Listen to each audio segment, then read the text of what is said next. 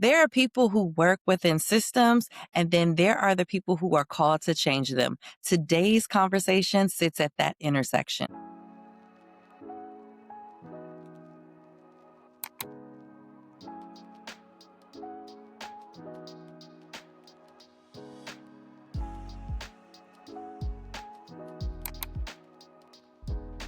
When we talk about mental health, we often reduce it to something personal, something private, something individual. But what happens when healing becomes policy? When access, dignity, and care are shaped not just in therapy rooms, but in legislation? What happens when a social worker, someone trained to see people, context, and complexity, steps into spaces where decisions impact entire communities? That is the conversation we're having today. This is not about policy. This is about power. This is about purpose. And it's about reclaiming the value of a profession that has been essential, whether it was recognized or not. Welcome to Rise and Thrive with Dr. J. Nicole, where we rise in faith and thrive in purpose. Let's get into it. Today's guest is a councilwoman, a two-time HBCU graduate, a Howard alumnus of the Howard University School of Social Work, and my fellow social worker who is operating at the highest level of influence while still holding onto the lens that taught her how to truly see people. Let's welcome Councilwoman Shireka McCarthy. Thank you. Thank you so much. It's an honor to be here. Thank you for joining us today. And before we get into policy, legislation, and systems and all of that, I want to start with a part of you that existed before all of this, right? While titles matter, the foundation, though, that's what sustains you. And when the weight of those titles show up, right? So you need that foundation. So, what drew you to social work, and how does that lens still shape how you move in policy spaces today? So, ironically, when I was in high school, I did not want to go to college. I told my parents I wanted a one-way ticket to Dallas and I was going to be a Dallas Cowboy cheerleader. That's Okay. all I that's all I wanted, right? And then after the summer before my senior year, I worked in a daycare and I was in that daycare for 40 hours a week. And I realized that I was gonna have to make money some way, and this was not it. Okay. So, I knew I wanted to kinda work with children and be a helper because, that's what a cheerleader is, but, I ended up meeting a woman who worked in the daycare, and she did all of the things, and everybody loved her, and everybody went to her for everything, and I was like, "I love her, I wanna be her." And I found out she was a social worker. Okay. And when I found out she was a social worker, I said, "Say less." And I went on and applied for college, and I was gonna be a social worker. And so, in undergrad, I did social work. That's kind of more of a general degree. So we learned case management, foundations of social work, and things of that sort. But I had a professor who said, Mhm. you should really get your master's. And if you get your master's, you can't go anywhere but Howard. And so I said, okay. My kind of people. Okay, and, what did I do? I went on and applied for Howard, and it was there where, my love for helping, continued, but while I was there, I was taking a social policy course, and I wasn't doing a good job in that course. I was Okay. struggling and, I had an assignment, about teenage pregnancy, Mhm. and I was like, "I'm gonna put on a performance for my professor so I could get an A, so I could pass this class because what they say, fake it till you make it." Yeah. I called up my uncle, he's a DJ. I said, "Hey, I need a song about teenage pregnancy." He said, "That's easy. Brenda's got a baby." Let me tell you something. Tupac. When I listened to those lyrics, my understanding of systems, my understanding of oppression, my understanding of generational trauma, my eyes opened. And Okay. it just changed me forever. Mm. Wow. So thinking about that, like you have that eye-opening moment, how does being a trained social worker allow you to see things differently, especially at the legislative level? So, there's something called a root cause analysis, right? And that has been my focus. For so many years, we throw money at problems, we try to legislate morality, all of the things, right? And I've always said if we can get to the bottom of it, what is underlying? Just like if I Okay. was doing an intake, right? You're coming with presenting symptoms, but what is the underlying diagnoses, right? And so that's what the root cause analysis is. We see that, our school systems are failing, but why? We've been giving them money for years. The biggest part of the budget. Why are they still failing, right? And so getting to that root cause analysis, that social work lens allows me to do that. Love that, love that. And so talk us about excuse me, talk to us about your journey from knowing you're applying to Howard to becoming councilwoman. So, Okay. for me, um, after the whole eye-opening situation, I immediately got involved. I ran for student council. I started attending my neighborhood meetings for the city council in my neighborhood. And the very first council meeting I attended, my predecessor stood up and resigned. It was almost like destiny. Right, you walked in at the right moment. It was almost like destiny. And so there was an appointment process um, that happened in maybe June or so. I did not get the appointment, but September there was an election.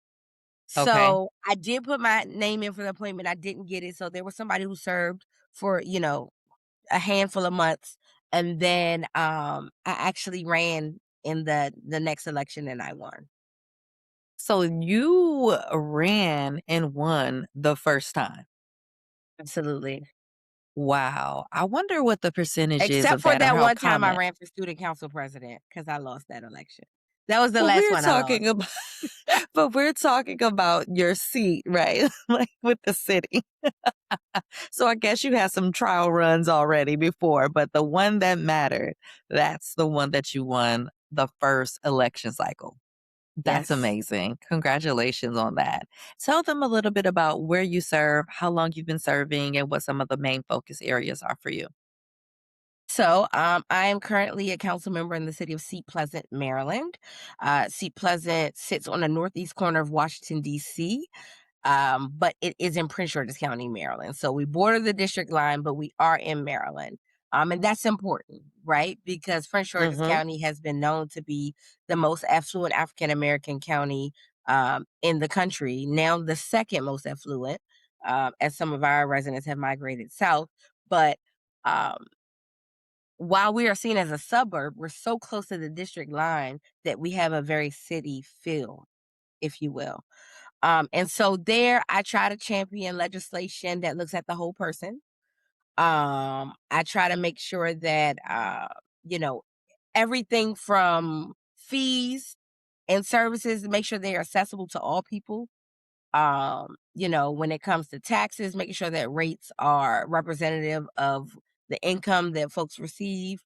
I fight at the county level for a certain type of establishments. While we don't currently have control over what establishments come in and out of our city, I do go and advocate at the county level for those things. And then at the state level as well, we just were able to advocate for our police officers to um, pay into a retirement system. They have my whole time in office not had retirement. There's an officer that's been an officer for 19 years with no type of retirement, and so we were able to successfully advocate for that at the state level. So really, things that make a difference in people's everyday life. And those are critically important. And let's talk about what mental health legislation are you currently working on or are you most passionate about right now? So one thing I found was because my city is a little smaller and we don't have our own like Department of Social Services, we don't have our own behavioral health services and things like that. I had to be creative. There at one point, which crime is down now, but at one point crime was a big issue. There were a lot of quality of life crimes happening in my community.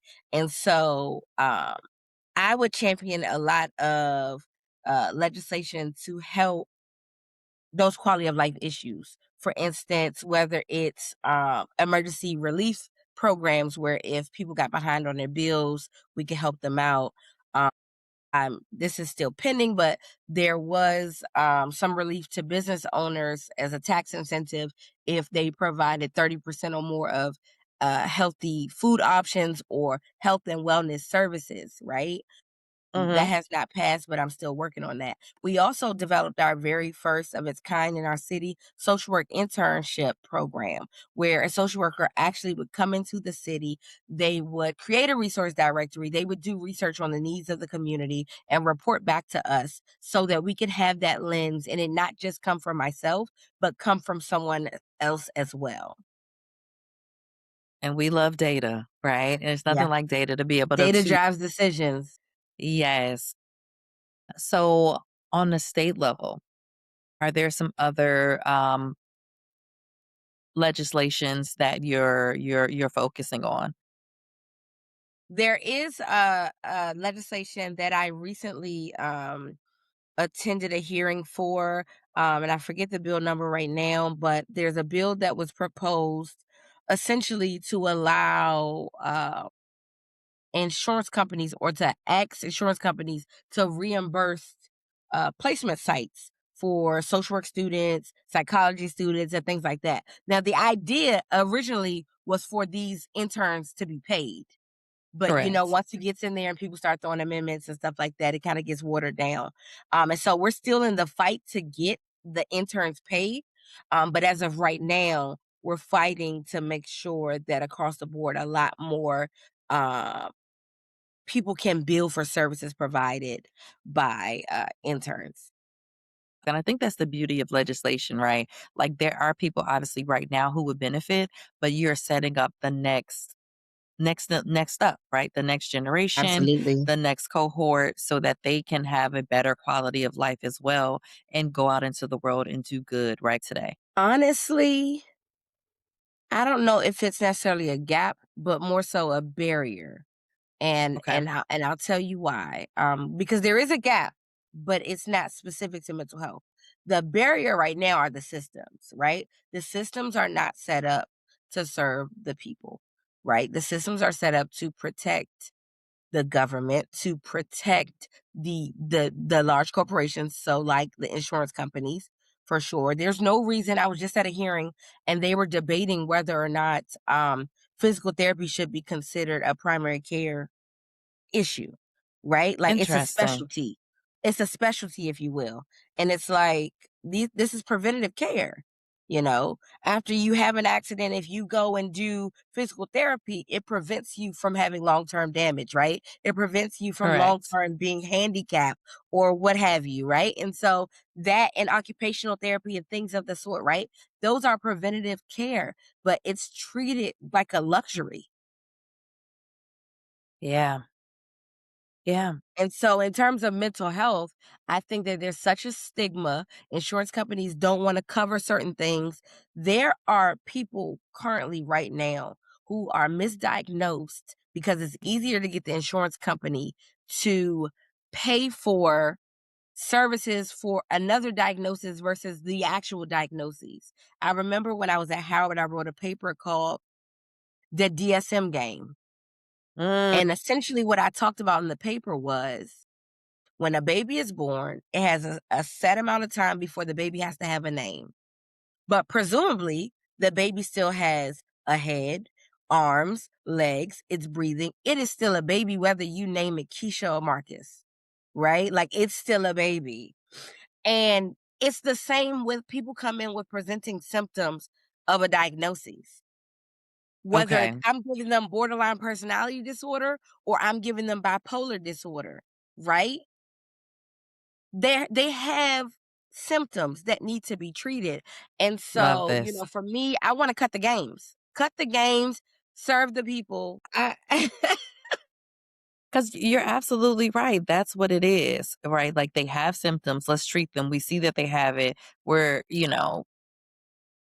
yep, you're right. 'Cause we could easily keep on going. So for some folks who maybe don't understand, talk about how policy decisions directly impact whether someone well, you're kinda getting at that, but just more in detail, right? Like, how that can impact how somebody can access care, stay in care, and receive quality care. So oftentimes when people think of government, they always think that it doesn't affect them, right? On my level of government, at the local level, the most local level of government, city council, we know that that affects the people, right? Your trash being picked up, your roads being done, your police officers, right? What businesses and stuff are in your city, that affects you. We know that, right? But when it comes to state and federal, sometimes we get lost on how it affects us. Our state and federal government have the ability to tell us what care we can and cannot receive, right? Yeah. What insurance companies can and cannot charge us. What utility companies can and cannot charge us, right? The government has control of that. And even if um they don't have control, they're able to come back and say, "Hey, we don't like that. We don't like what you're doing. Stop it." Right? And so everything you do, the government affects you. It's just how close it affects you. Sometimes you're affected. It's kind of like when you throw a rock in a pond, right? That first hit is real deep. It's real deep. So some people, it will automatically affect them. And then there's other folks that it won't affect you until down the line, Yeah, that ripple out. that ripple out. Like, for instance, everything that's going on with ICE. Right now, the people who are in the country undocumented right now, they're that first ripple, right? They are being deported. But those people who are in their family, those children in their family who are our babies now, in years to come, their trust of the government, right?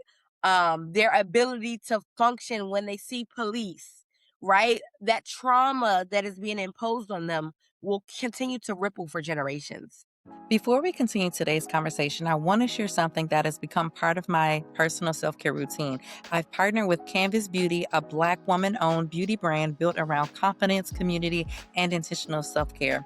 Their products are designed to help you take care of your body while feeling good in the skin you're in. And if you've been following Rise and Thrive, you already know caring for yourself is not vanity, it's alignment. And if you want to try Canvas Beauty for yourself, you can use my affiliate link in the show notes and use my code Genie3 for a discount at checkout. Now, let's get back to today's episode. See, that's that social work lens right there. The unintended consequences. Absolutely. That's a Howard University education for you right there. How a prepared Um, social worker. yes, indeed. So thinking of through that lens, the magical question. So if you could if you went to sleep and you woke up and things were different in the when you think of policy and mental health, what would it look like and why? So I'm not even going to think mythologically, right? Like, Okay. I'm not going to do that. I'm going to think if I went to bed today and maybe I was in charge tomorrow, but it was the same set of whatever, right? Okay. I would put more social workers in places. There's no reason why somebody, no shade, with a high school diploma that has never went to medical school, has never treated a patient, is determining whether or not a doctor is right in their decision to treat a patient, right? There's somebody that's not qualified, a DEI hire, if you will, not qualified to tell a doctor what they can and cannot bill for. Oh, they don't need that service. Well, how do you know? So I put more social workers in places um where there needs to be a better analysis of decision making, right?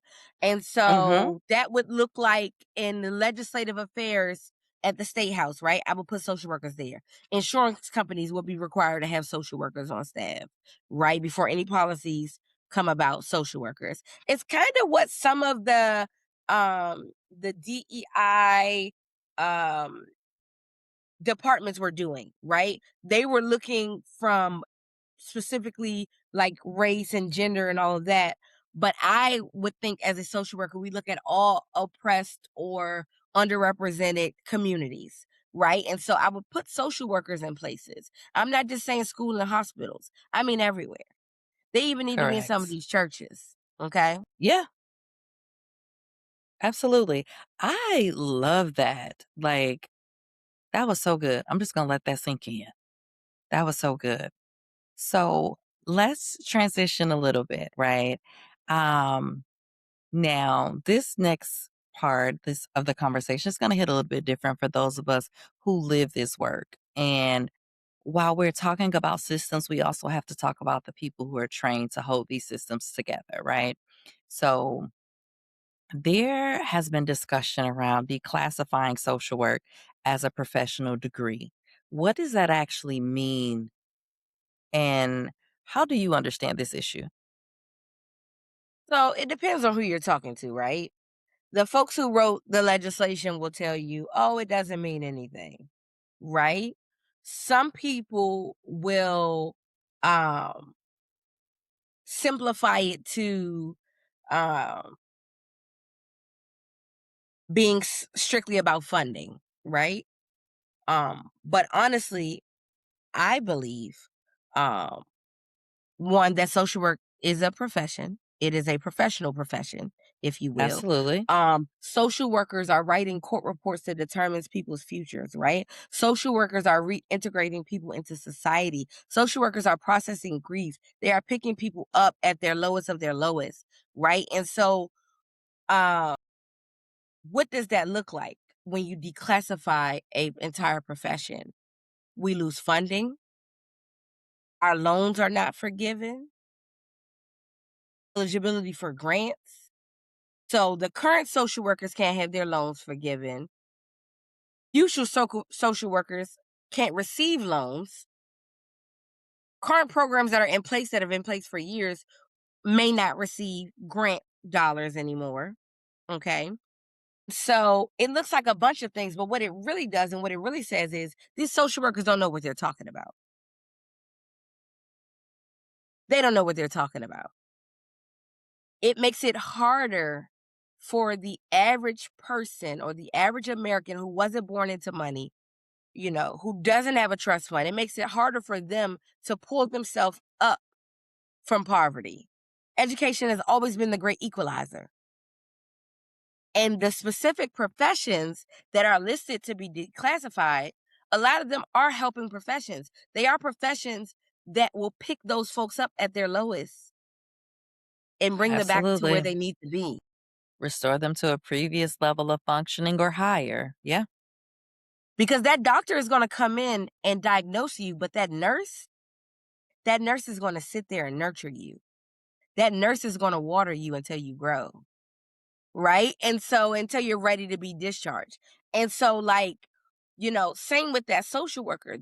That social worker can take a child from a single parent household, a drug addicted parent, and help them to become valedictorian. So again, while yes, some people want to talk about money, I genuinely think it is about devaluing the profession so that people don't listen to us.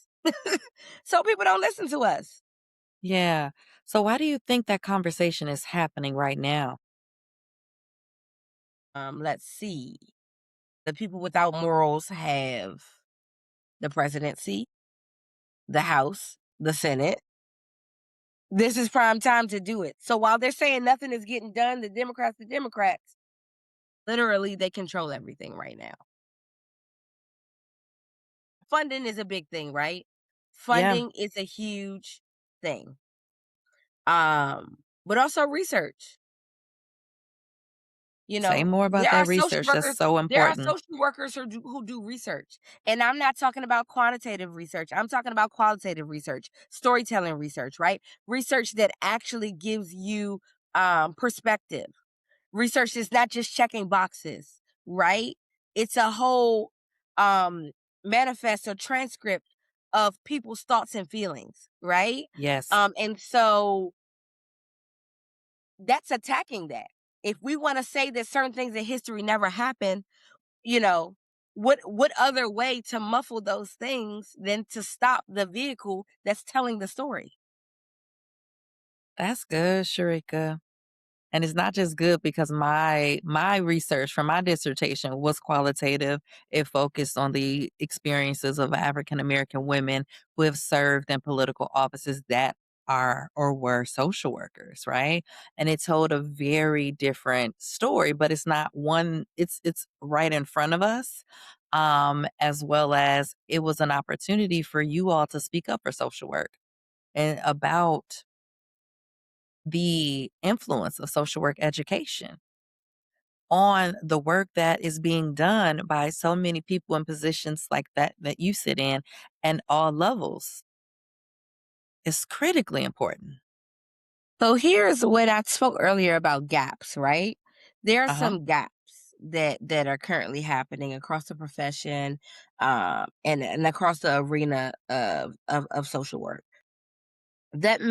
My main issue, and I guess we'll get into this when we talk about the other segment, but Mhm. if not us, then who? Correct. If not social workers, then who? So Yeah, I'll let because your the needs questions will be come the before I needs. the Yep, needs will I be the needs. appreciate that. Yep, the needs will be the needs is what it goes back to with what you were saying about the specific diagnosis. Just because you devalue a position or a profession, it doesn't change what the needs of the American people are. Or change the Uh, diagnosis because they took a lot of stuff out of the DSM for the stat and the five. That didn't change them people from having them symptoms. It does not. It does not change the quality of life, how they're showing up in their communities, and all of the subsequent ripples. It's giving like a onset of chaos, really and truly. So, what do you think needs to happen in order to protect and elevate the value of social work? Well, just that. We need to go back to our social work values. We need to look at those NASW ethical responsibilities and the values of the profession, right? Where we're talking about service, are we really talking about service? Let's really talk about integrity, right? Like, let's really talk about dignity and worth of a person. Like, that's real. Like, let's live by that.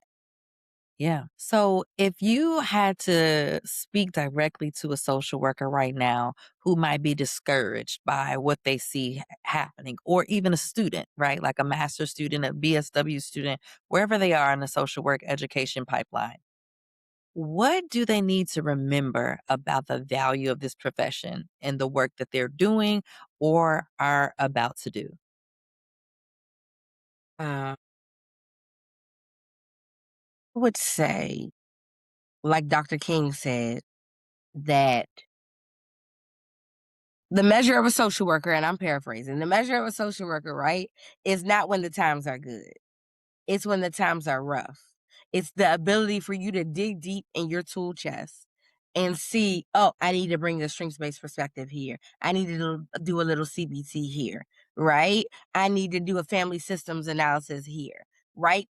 Go back to your roots and your tools. The tools are the tools for a reason. Research has been done. And while we know a lot of that research was rooted in Eurocentric viewpoints, a lot of that stuff does still work, right? And so my thing would be, remember, it's not about how your good days go, it's about how your bad days go and about the tools that you continue to use. What I appreciate about your work is that it didn't and it hasn't just stopped at policy. And influence, it not only happens in systems, it sometimes requires us to build something of our own.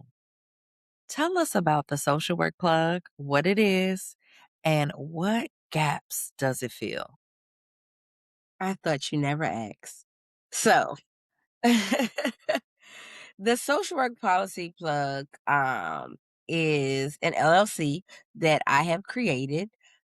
And it sits at the intersection of social work values, political literacy, professional accountability, right? The National Association of Social Workers has a code of ethics, and 6.04 is um, under the ethical responsibility to broader society, but it specifically says to social and political action, right?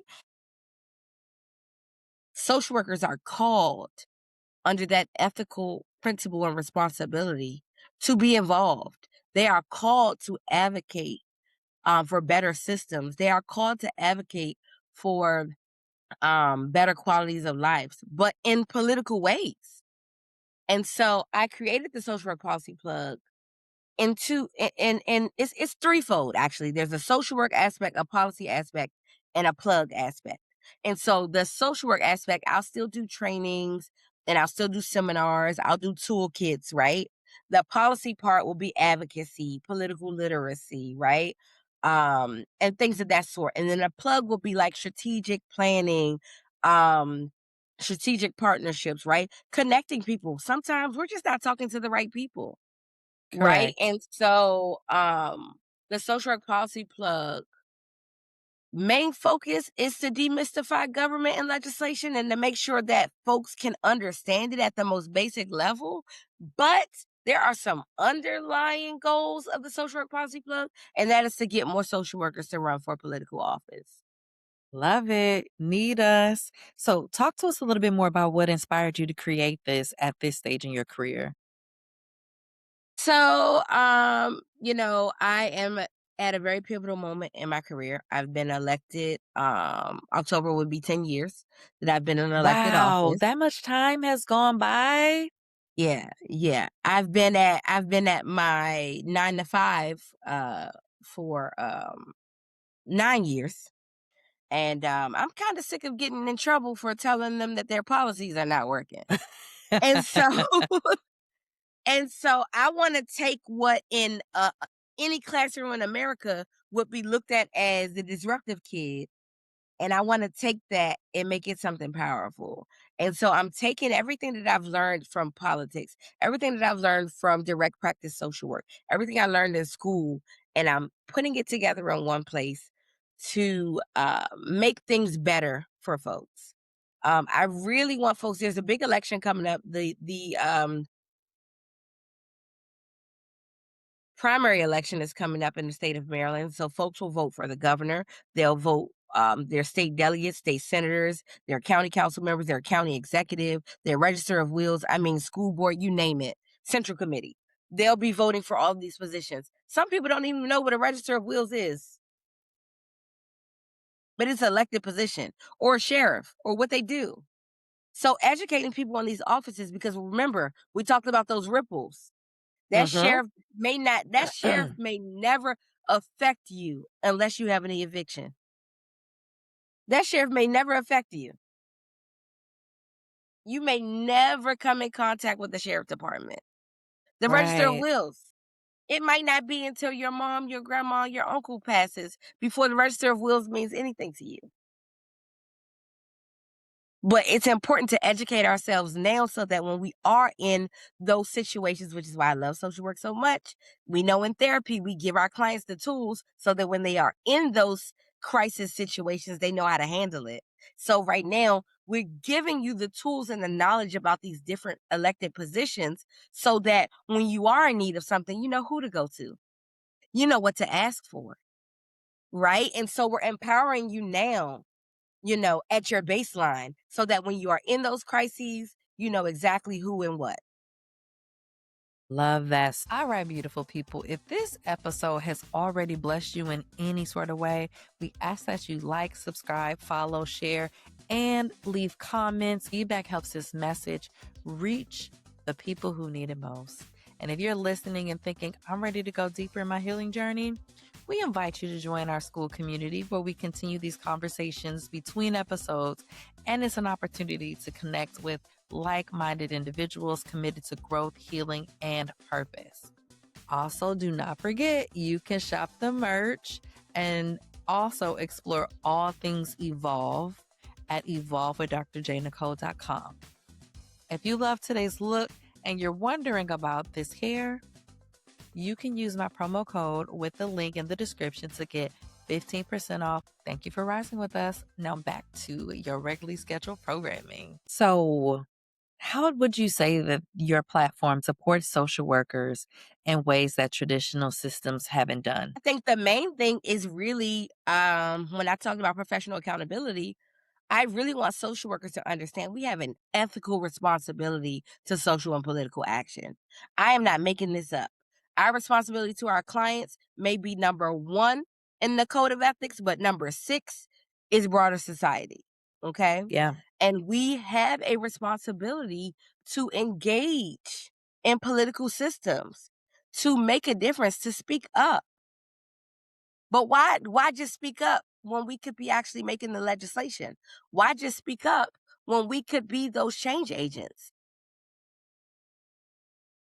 All right. So when I listen to everything that you've shared from policy, advocacy to business, I hear one consistent thread: responsibility. And when you think about your work across policy, advocacy, and now business, what does reclaiming the value of social work truly mean to you? So look, for me, it's plain and simple. The value of social work is understanding that we are all different, but we all deserve love and care and respect. I mean, that's what's at the core, right? Respecting who we are, our differences, but also knowing that, we are somebody, right? And that who we are should not be dictated by what we produce.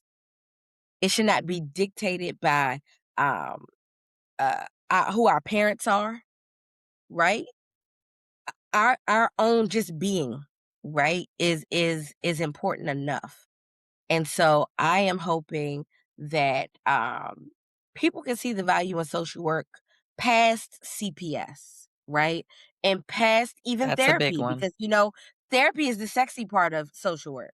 But I want folks to see past CPS and social work. I want folks to see politicians. Social workers can be politicians. Absolutely. See, you got me over here inspired because I've not, outside of publishing my dissertation, I haven't really used my data. And you're making me feel like this might be the time to use it. And we could probably talk more offline about that and how we can use it given what's happening right now.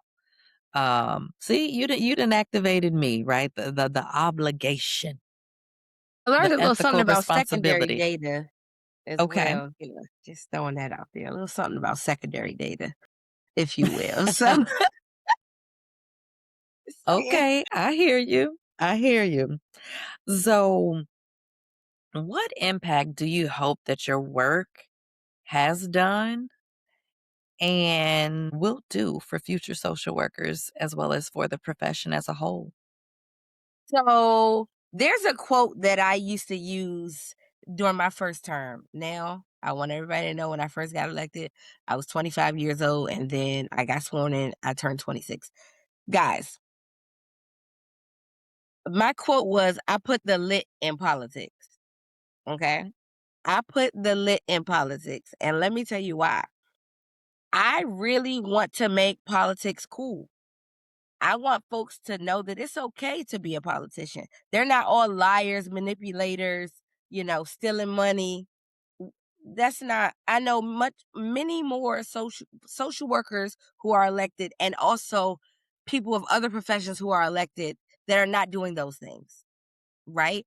And so I'm hoping that my litness, if you will draw people to the profession of both social work and politics. I'm hoping that people will see me and say, wow, you know, look at where she came from, look at where she is. And That's ultimately, that good. more social workers will run for political office because that's just where we are. It's needed. And we have a very unique perspective that can do so much good for this country. And see, you got me thinking about a specific course I took with Dr. Hussein, displaced populations. And this was one of the times where I'm trying to remember the context, but they were splitting children from their families. Was it with Mexico? I can't remember what country it was, but they were separating the children from the families, and there was no plan for reunification. Obviously, in our discussion in the classroom, we immediately knew what the issue was, but no one thought of that. And so that's one of those things that speaks to why we're needed when these decisions are being made, especially around every sphere of life, because social workers are there. We're in the hospitals, we're in the schools, every system. We are there, but we don't have the seats at the table. And so this Correct. is making me think about, if they don't give you a seat at the table, you bring your own chair. And we've gone as far sometimes as you bring your own table. Now, people are building on that, right? Like, we don't create your own table. But we also have to understand, and I know you do, change happens from within an organization. It's resistance doesn't only happen outside of the system. Hmm. Sometimes it has to happen from within. And so with that in mind, what do you hope is different about the profession and your city, your country, the state of Maryland, because you were in these rooms? Really hope, honestly, one, that people see social work in a different light. Every room that I walk in, I tell people I'm a social worker. I don't care what I'm doing. Oh, that's not germane to this topic. Yes, it is. Because I need you to know that I see people, right? And so I'm hoping that the people I encounter recognize that social work is not just a profession, but it's a way of life.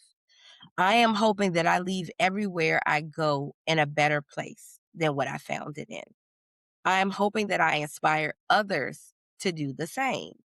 I am hoping that the next time that legislator reads a bill, they consider the unintended consequences, right? That impact that they didn't realize or think about the last time. And so that is my hope. Um, and, if God is willing, the social work policy plug will infiltrate every system in the state of Maryland. and we will make a difference. Love that, love that. And so as we come to a close, if you could leave our audience with one powerful truth to help them to rise and thrive, what would it be? Be authentic. Do not shrink yourself for anyone. There's a strength in every personality trait, every pattern, every behavior. There is strength. And so do not shrink yourself, but also be mindful of your impact on others. But be authentic and be true to yourself. Love that. That is some sage advice right there. Well, thank you again, Councilwoman McCarthy, for joining us today on Rise and Thrive. If people want to stay in touch with you, if they want to find out more about the social work policy plug, how do they do that? So if they want to find out more about the Social Work Policy Plug, they could email me, Shireka at socialworkpolicyplug.com. They could also follow me on Instagram at Social Work Policy Plug or on TikTok at SW Policy Plug. And that's how you can reach me. All right. I love it. Well, thank you so much for being here with us today. And I always pray that episodes land on the ears that need to hear and the eyes that need to see. And this is really and truly one of those messages. So there are moments in life where you realize your training was never meant to confine you. It was meant to prepare you. And for many of you watching or listening, you've been operating in a space where your value has been minimized, overlooked, or misunderstood. But today's conversation is a reminder. Your work matters. Your voice carries weight, and your impact is not limited to where you started. And if this conversation spoke to you, if it challenged you, if it affirmed you, or if it stretched your perspective, this is your invitation to stay connected. Make sure that you are subscribed to Rise and Thrive with Dr. J. Nicole, wherever you're listening. Join the community, share this episode with someone who needs to hear it. And if you are a professional, a leader, or someone who knows that you are called to do more, this is a space where you can have those conversations. Until next time, I'm Dr. J. Nicole, and this is Rise and Thrive.